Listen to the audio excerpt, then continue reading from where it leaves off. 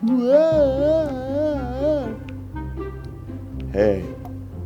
I'm in Delaware.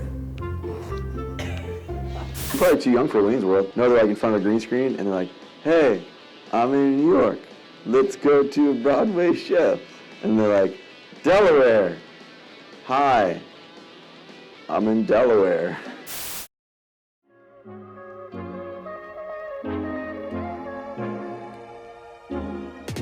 Good afternoon, everyone. Hi, everyone. We're back. Well, I'm back. I was a cardboard box last week, but now I'm a real boy again. But we're missing Carolyn because she's sick. Sorry, Carolyn. Wash your hands, everyone. But we're glad you're not at work. No offense. Yes. So anyway, big week this week. The legislature, last week to hear bills in the House of Origin. A bunch of stuff. We have a few to talk about, but not. This was the list. This is like pages upon pages of bills. We're not going to talk about all those. We're going to talk about 6. So the first 3, Lee's going to tell you about. So we had 3 bills that passed through education as the first hoop and now passed through appropriations this week. So 2679 was the bill that dissolves the school facilities board, moves all those responsibilities to the Department of Administration. We're just neutral on that because, as most of y'all know, we are impending litigation about that issue, so we're monitoring it closely and kind of seeing what happens. The only real thing that I think Chuck from ASBO is concerned about is the change up of the membership of the board. It takes off a school board member from that board, for example, so we'll be watching that closely, and I know it's going to be amended a little bit in the coming weeks as well.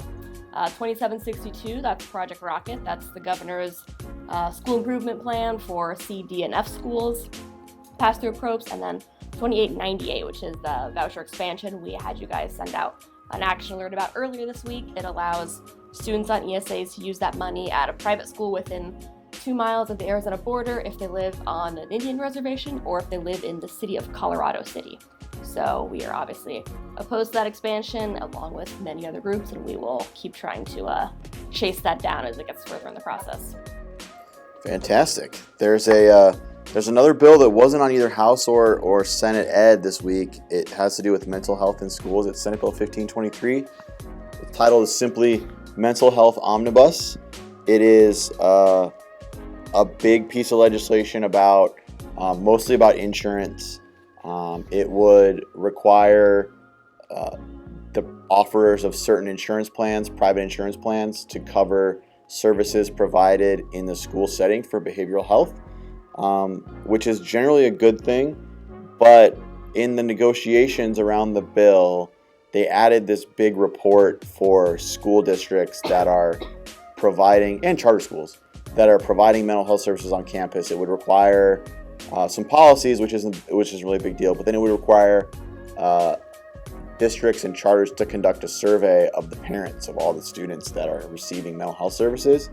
And so it starts to get to a point where it's a little bit burdensome. We're not sure how burdensome yet, mostly because there's not a lot of good data on how many students receive mental health services at school. So we're watching that closely. We are wary of trying to put a big burden on school districts to do these programs, which we know are valuable to students.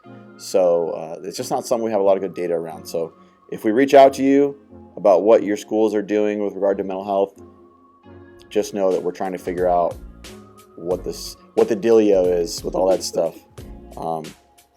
So keep an eye on that. 1523. There's also a House companion bill, but if you watch 1523, you'll know what's going on. There's another one, 1357, which was pretty bad when it went through Senate Education Committee. It's been a long week. It's been a very long week. Senate Education Committee.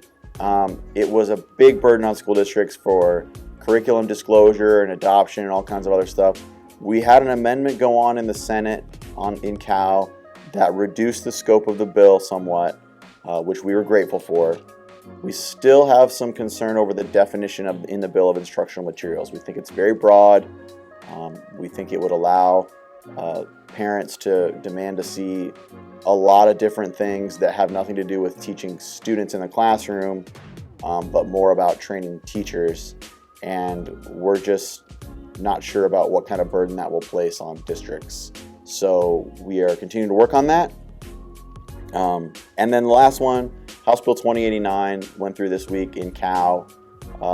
It is a mandate statewide for every school to have a threat assessment team, which, if you didn't know, there's about 2,000 schools in Arizona. So it's a big mandate, both on districts and charters. And we're concerned about the scope of that. About resources, especially in rural Arizona. Not a lot of counselors, not a lot of SROs. We're concerned about districts, just pulling in random cops to try to comply with the mandates, things like that. So it's just an overall resource question, and we are trying very hard to make that known to legislators. It was potentially going to be up on third read to pass the House yesterday. They skipped over it. We've been working on some members to make sure they understand our concerns. And so hopefully that means that right now there aren't the votes there. So if you are inclined to email your legislators this weekend about House Bill 2089 and how you think it's burdensome to school districts, you should feel free to do that. And you can check our website for our summary of it so you can get the high points so you know exactly what we're working with. Absolutely. So that's the bills. Quick note on timeline. Next week is what's known as crossover week, which is very exciting for us, mostly because it means there's no committees. So all the education committees are canceled. There will be appropriations committee. But I get to watch The Bachelor this week. Monday nights are free. It's the small things in life. But what they'll be doing is sending all the bills from the Senate that they want to send over to the House, all the bills from the House, all over to the Senate, and then we'll do that all over again, where Senate bills are in the House bills are in the Senate. The question the rumors we're hearing from the president's office and the speaker's office is they kind of want to put the brakes on a lot of stuff and try to do the budget. We'll see how that goes. If they can't get it done quickly, then it ends up meaning that a lot of members are sitting around bored with nothing to do, and then they start to get antsy. So we might pick up with bills if they can't get it done pretty quick, but we'll see. So stay tuned for that. And that's pretty much it. Lee, you got anything to share with the people? No. Have a good weekend, folks. All right. Thank you very much. Carolyn, get well soon. We'll see you on Monday. Bye.